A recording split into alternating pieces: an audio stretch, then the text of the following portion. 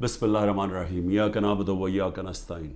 میرے پاکستانیوں، جمعے کی نماز کے بعد میں اپنی ساری پارٹی کو آج کہہ رہا ہوں، کارکنوں کو کہہ رہا ہوں، بلکہ اپنی قوم کو کہہ رہا ہوں کہ ایک زندہ قوم کی طرح ہم نے سب نے نکلنا ہے اور ہم نے ایک پرامن طریقے سے بتانا ہے، احتجاج رجسٹر کروانا ہے دنیا میں کہ جو سویڈن کے اندر جس طرح قرآن کو جلایا گیا، قرآن شریف کو، اور آزادی رائے کے نام پہ، اور تو پاکستان وہ ملک جو کہ اسلام کے نام پہ بنا تھا، ہماری طرف سے ایک بھرپور قسم کی ایک احتجاج دنیا میں رجسٹر ہونا چاہیے۔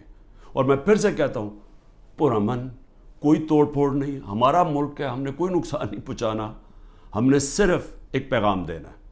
تو میں نے اپنی ساری پارٹی کو، کارکنوں کو، سب نے آپ نے نکلنا ہے جمعے کے بعد اور احتجاج رجسٹر کروانا ہے۔ اس کے بعد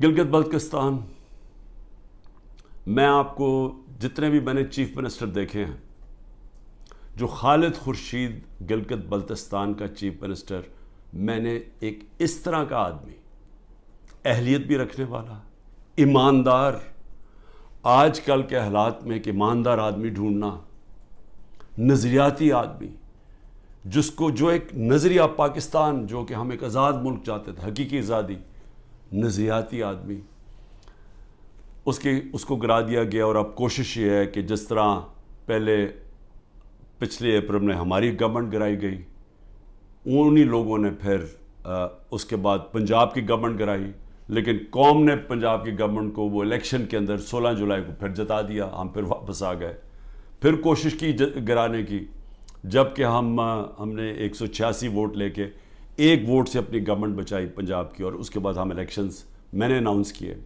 آئین کے مطابق۔ وہ اور بات ہے کہ یہاں آئین کے اوپر تو اب کوئی قانون تو ہے ہی نہیں، جنگل کا قانون ہے آج پاکستان میں، طاقتور نے فیصلہ کیا الیکشن نہیں ہوگا، تو سپریم کورٹ کے آرڈر کے باوجود الیکشن نہیں ہوا۔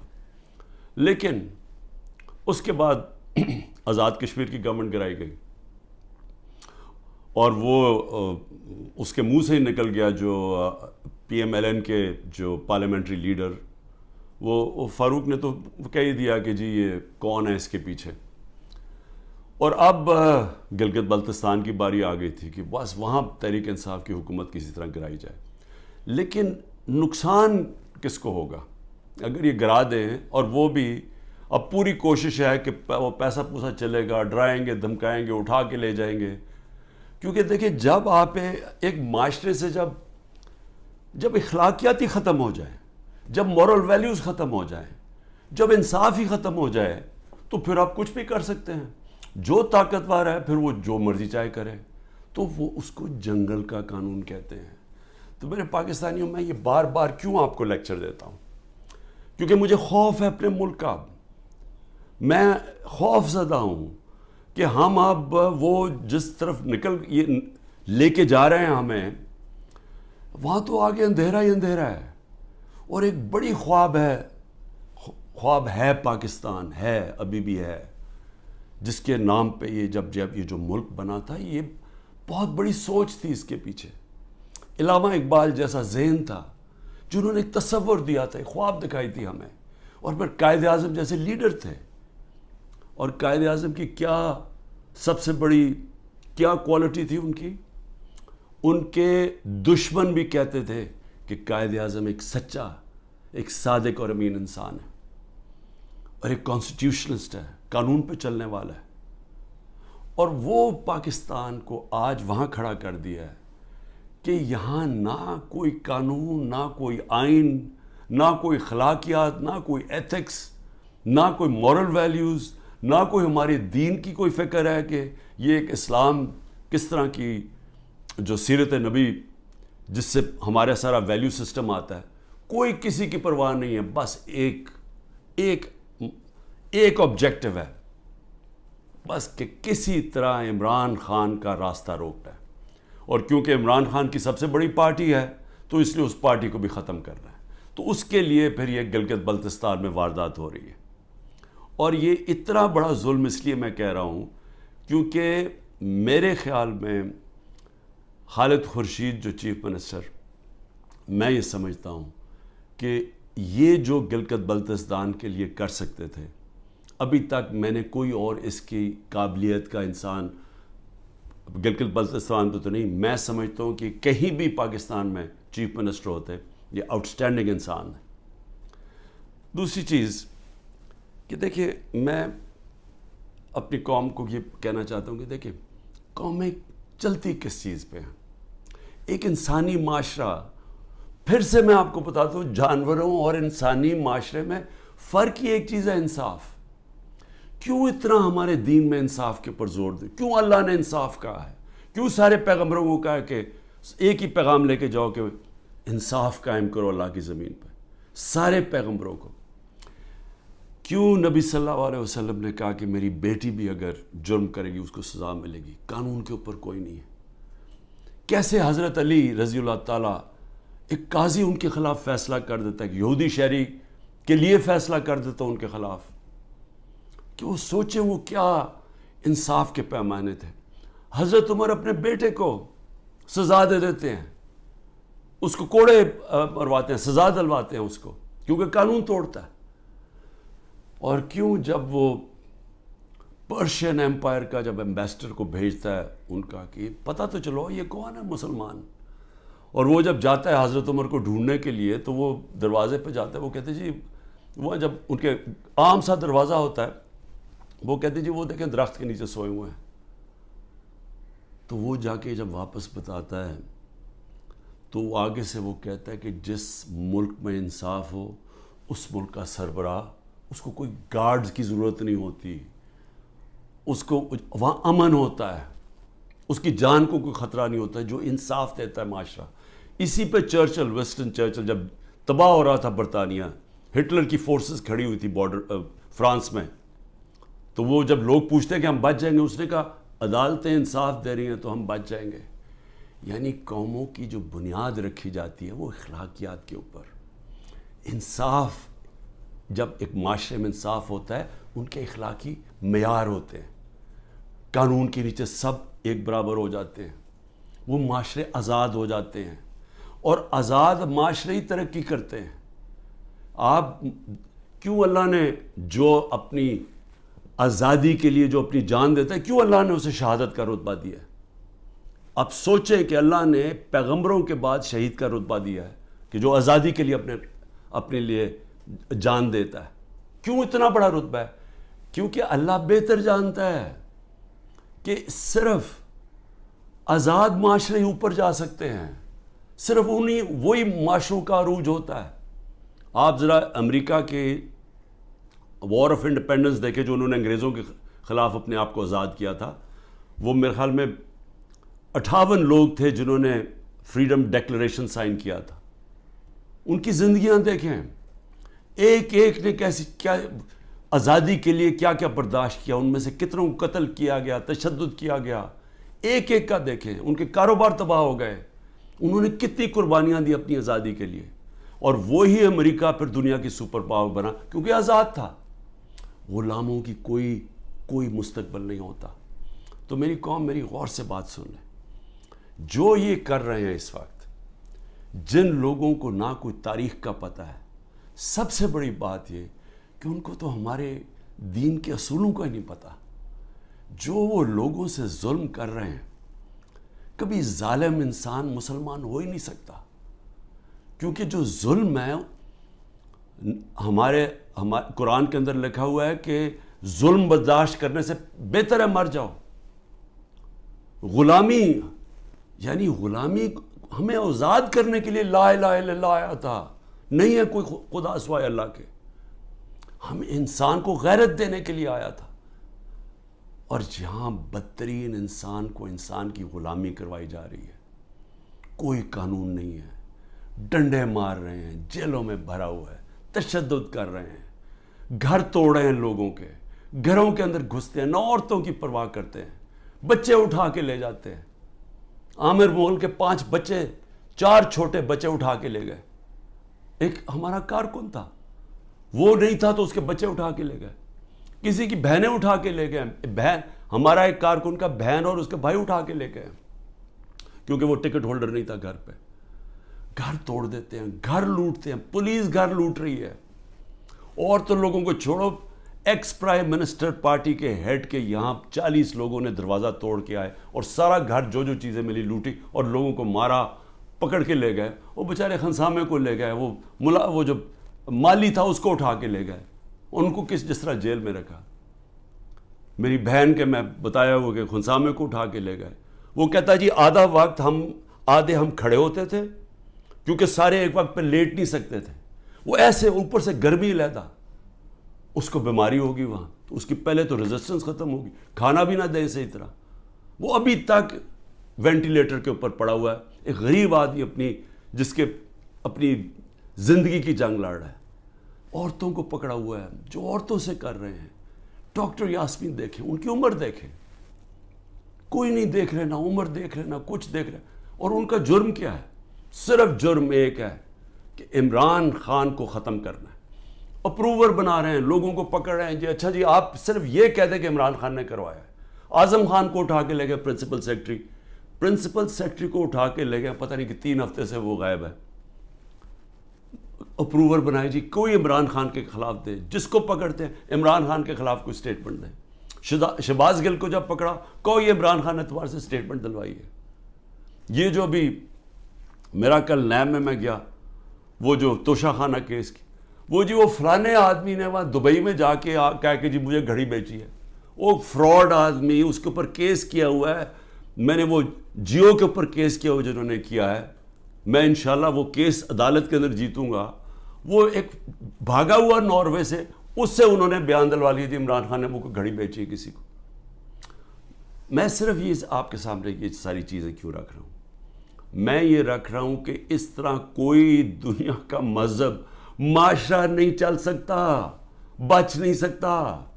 کوئی جس معاشرے کی بنیاد میں کوئی موریلٹی ختم ہو جائے, جس معاشرے کے اوپر جس طرح مولانا رومی نے کہا تھا, انہوں نے کہا قوم کیسے مرتی ہے جب اچھے برے کی تمیز ختم کر دیتی ہے, مر جاتی ہے. امر بالمعروف اللہ کا حکم ہے کہ اچھائی کے ساتھ کھڑے ہو, برائی کے خلاف کھڑے ہو. سارے ملک کے بڑے بڑے ڈاکو جو 30 سال سے اس ملک کا پیسہ چوری کر کے باہر لے کے جا رہے ہیں, جن کے اوپر اتنے کیسز ہیں چوری کے, 30 سال سے کیسز بن رہے ہیں ان پہ. اور یہی افسوس سے کہنا پڑتا ہے کہ یہی اسٹیبلشمنٹ ہمیں فیڈ کرتی تھی کہ جی انہوں نے اتنی چوری کی, فلانے نے اتنی چوری کی. میں سب سے زیادہ ان کے خلاف کھڑا تھا, ان کی چوریوں کے. ہمیں پوری طرح ڈیٹیلز دی گئی. جنرل امجد نے مجھے بتایا, جب پہلے نیب کے چیف تھے, انہوں نے باقاعدہ بتایا ان کی پراپرٹیز کتنی باہر ہیں. جنرل مشرف کے دور میں پبلش کی گئی کہ کتنی زیادہ پراپرٹیز ہیں نواز شریف کی اور آصف زرداری کی ملک سے باہر. اس کے بعد وہ ان کو NRO دے دیتے ہیں, وہ پھر لوٹتے ہیں, پھر ان کے اوپر کیسز بنتے ہیں, اور وہ پھر آ کے جناب جنرل باجوہ صاحب ان کو پھر معاف کر دیتے ہیں, پھر وہ NRO مل جاتا ہے ان کو, وہ پھر اوپر اور اب پلان بن رہا ہے کہ مزید آگے ان کو بٹھایا جائے. دبئی میں بندر بانٹ ہو رہی پاکستان کی. اچھا جی زرداری سندھ اس کو دے دینا, MQM کو کراچی دے دینا, اور یہ نون لیگ کو سینٹرل پنجاب دے دینا, وہ اور جو نئی پارٹی بنی ان کو اتنی سیٹیں دے دینا. ہاں کیونکہ PTI بڑی سٹرونگ ہے KP کے اندر, چلو ان کو ساتھ ملا دینا, اس کے ساتھ مولانا فضل الرحمان کے ساتھ. یعنی کوئی انسان نہیں ہم بستے. یہاں 250 ملین کی آبادی ہے, 25 کروڑ کی. ہماری کوئی حیثیت نہیں ہے. ہمارا بندر بانٹ ہو رہا ہے جی, یہ ہوگا کہ اب یہ وہ گدیں بیٹھی ہوئی ہیں نوچنے کے لیے, پیسے باہر پڑے ہیں, جائیدادیں باہر ہیں, بینک بیلنس باہر ہیں, میٹنگز باہر ہیں, ان کی علاج باہر ہے, شاپنگ باہر ہے, لیکن وہ پاکستان کے فیصلے کر رہے ہیں جی سب بیٹھ کے. تو میں اپنے پاکستانیوں آپ کو کہنا چاہتا ہوں, دیکھیں اپنا ایمان مضبوط کریں, لا الہ الا اللہ کا مطلب سمجھیں, اپنا مقام سمجھیں. آپ واحد دنیا کی وہ قوم ہے جو بنی تھی, ملک بنا تھا اسلام کے نام پہ.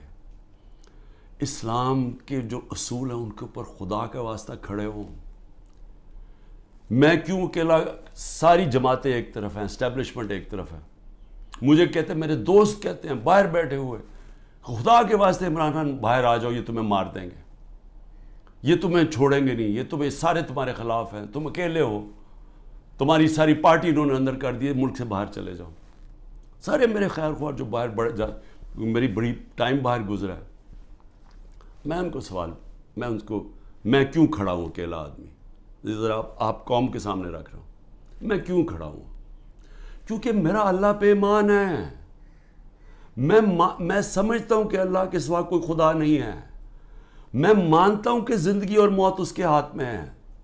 میں مانتا ہوں کہ اللہ کے علاوہ کوئی مجھے ذلیل نہیں کر سکتا. میرے اعمال مجھے ذلیل کریں گے اور اللہ کی اجازت سے. نہ ہی مجھے کوئی عزت دے سکتا ہے اللہ کے علاوہ. اور میری رزق کوئی نہیں لے سکتا، جو اس نے لکھی ہوئی ہے اتنی ہونی ہے. میرا ہے کہ میں حلال سے کماؤں یا حرام سے کرواؤں. میں کیوں نہیں ملک سے باہر جا رہا؟ کیوں میرے اوپر آپ کو پتا ہے کہ اب 6 اور FIR آج کاٹ دی ہیں. 170 پہلے کراس کر گیا تھا، اب 6 اور 180 کے قریب پہنچ گیا ہوں میں. ہر وقت نہیں FIR آ جاتی ہے. میں عدالتوں میں جاتا ہوں، میرا سارا ٹائم ایک عدالت سے دوسری عدالت جاتا ہوں. اور میں اپنے وکیلوں کو آج سلام کرنا چاہتا ہوں جس طرح وہ کھڑے ہیں اور وہ جس طرح وہ لڑ رہے ہیں میرے لیے. لیکن میں لڑتا رہوں گا، لیکن مجھے پتہ انہوں نے جیل میں ڈالنا ہے. وہ ہو ہی نہیں سکتا کہ میں سارے کیسز کون کبھی سنا ہے کسی ملک کی تاریخ میں کہ 180 کیس ایک آدمی پہ کر دیے جائیں 6 مہینے کے اندر؟ کبھی سنا ہے؟ کوئی دنیا کے اندر اس کی کوئی مثال ہے؟ کوئی مثال ہے کہ ایک دن میں 15 کرمنل کیس ہو جائیں؟ کوئی ہارڈنڈ کرمنل نے بھی کبھی ایک ہی دن میں 15 وارداتیں کی ہیں؟ لیکن ان کو کوئی شرم بھی نہیں ہے کہ یہ جو جھوٹے کیسز ان کو شرم بھی نہیں آ رہی. ملٹری کورٹس بنیں گے جی، کیونکہ یہ عدالتی جج یہ ٹھیک نہیں ہے تو اب ملٹری کورٹس میں اس کو فیصلہ کرو.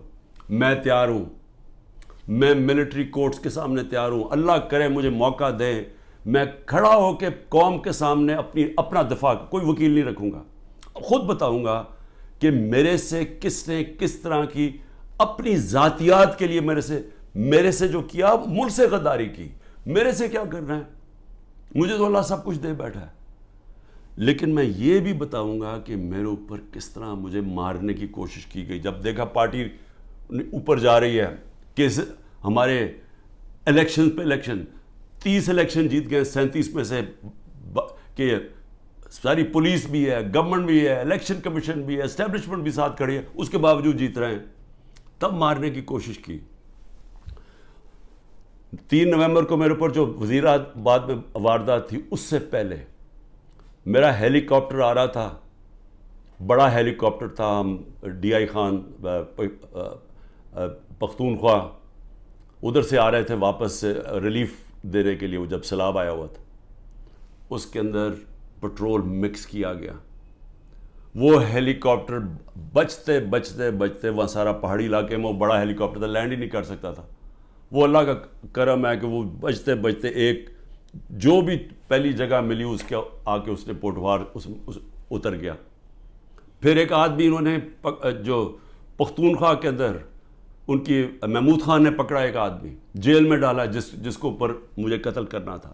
پھر محمود خان نے بتایا سوابی کے اندر میرا ہیلی کاپٹر جلسے کے لیے لینڈ کر رہا تھا، وہاں راکٹ لانچر لے کے آدمی کھڑا تھا، بال بچ کے وہاں وہ نہیں ہوا. پھر 3 نومبر ہوا. 3 نومبر کے بعد پھر مجھے قتل کرنے کی کب کوشش کی گئی؟ 18 مارچ کو. کدھر کوشش کی گئی؟ جوڈیشل کمپلیکس میں. جوڈیشل کمپلیکس میں کیا پلان بنایا ہوا تھا کہ جوڈیشل کمپلیکس کے اندر سلوار قمیض کے اندر لوگوں کو بھیجا ہوا تھا. سارا نامعلوم افراد نے ٹیک اوور کیا ہوا تھا. اور یہ ذرا آپ دیکھیں کہ یہ ذرا ویڈیو دیکھیں.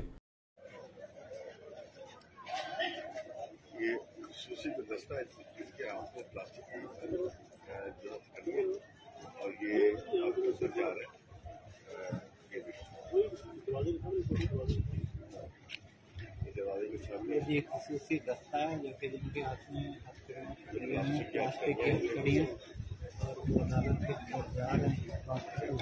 اسپیشل فورس یہ بھی ہے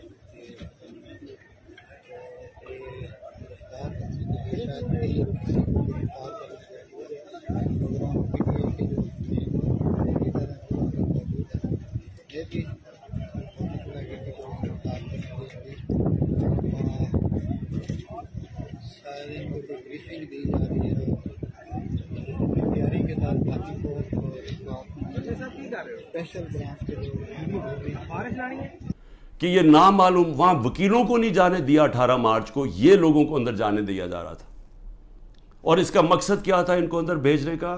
کہ وہاں لڑائی ہونی تھی، آپس میں لڑائی ہونی تھی کہ جی عمران خان کے سپورٹر یہ اور ان کی لڑائی ہوگی پولیس کے ساتھ. یہ ذرا اب دیکھیں کہ جب میری گاڑی اندر گھستی ہے تو یہ ذرا آپ سین دیکھیں کہ یہ اب گاڑی اندر گھس رہی ہے اس کمپلیکس میں، تو سامنے کیا کھڑا ہے؟ ان کے اندر وہ نامعلوم افراد بھی گھسے ہوئے ہیں. اور یہ دیکھیں ذرا تماشا، یہ کبھی دیکھا کہ میں اپنی بیل کروانے جا رہا ہوں، یہ ذرا سامنے تماشا دیکھیں کیا ہو رہا ہے.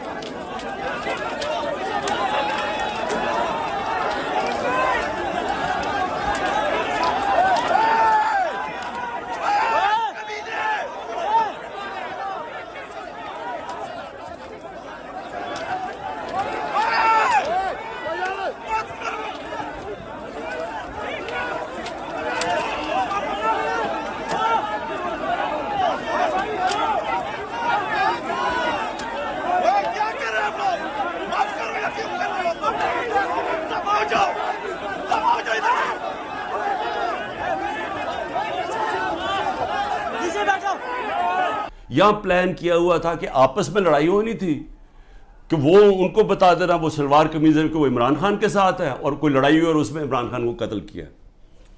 آج وقت میں وہاں سے باہر نکلا اور اللہ نے بچا دیا، کیونکہ اندر سے لوگوں نے بتایا کہ جلدی سے نکلیں یہاں آپ کو مارنے آ رہے ہیں. وہاں سے بچتا ہوں.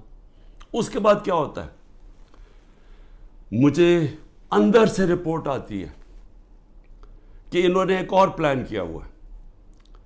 انہوں نے یہاں زمان پاک کے باہر اس وقت آپ کو پتہ ہے بڑے ہمارے کارکن تھے، ان کے اندر انہوں نے تحریک انصاف کے وہی مفلر پہن کے تو انہوں نے وہاں گھس کے تو یہ کیا کرنا تھا. یہ میری 22 مارچ کو یہ ذرا دیکھیں کہ میں کیا کہہ رہا ہوں.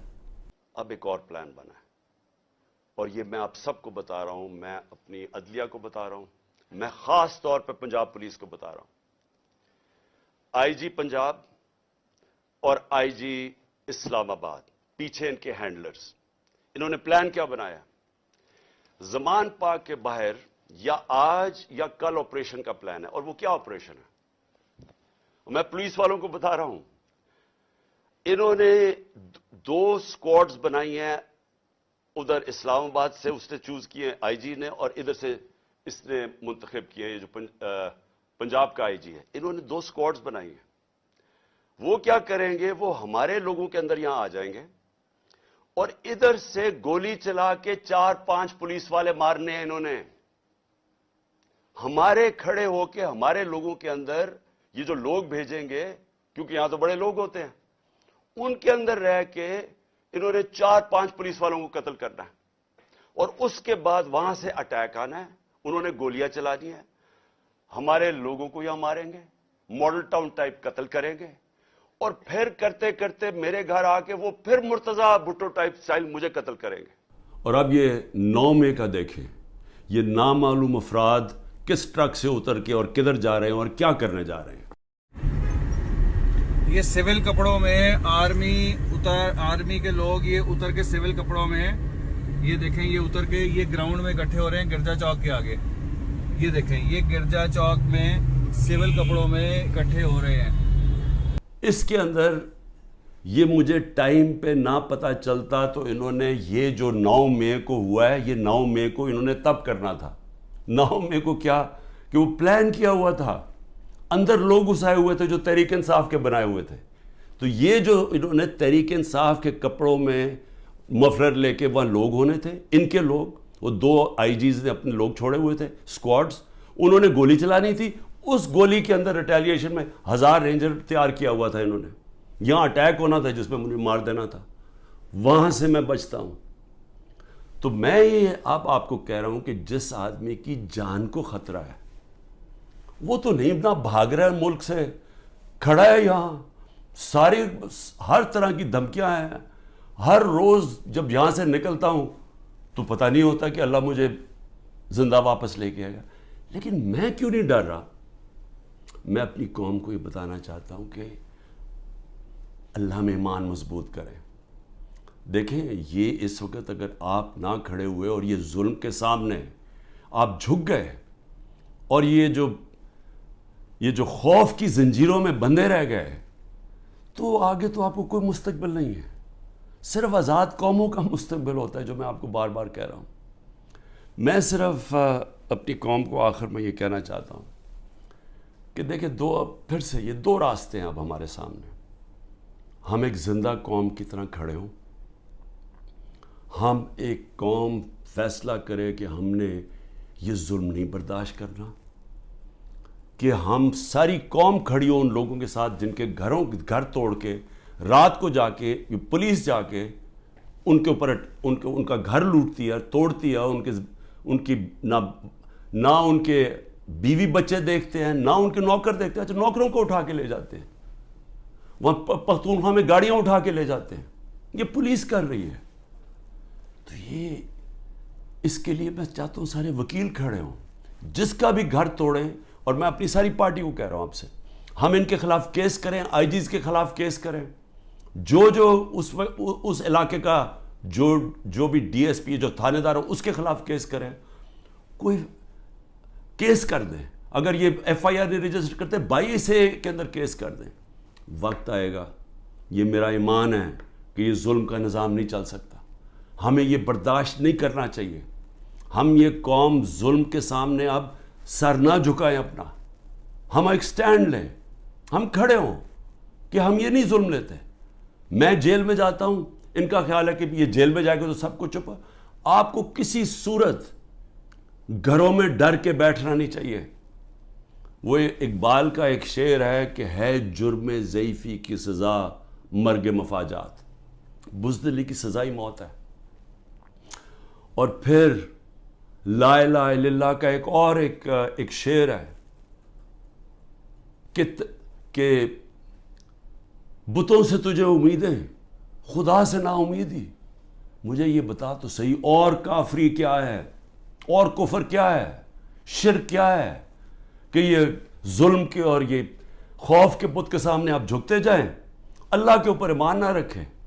میں جیسا بھی زندگی میں نے گزاری ہے، میں کوئی فرشتوں کی زندگی نہیں گزاری، لیکن میں اللہ کا شکر کرتا ہوں کہ اس نے مجھے ایمان دیا ہے.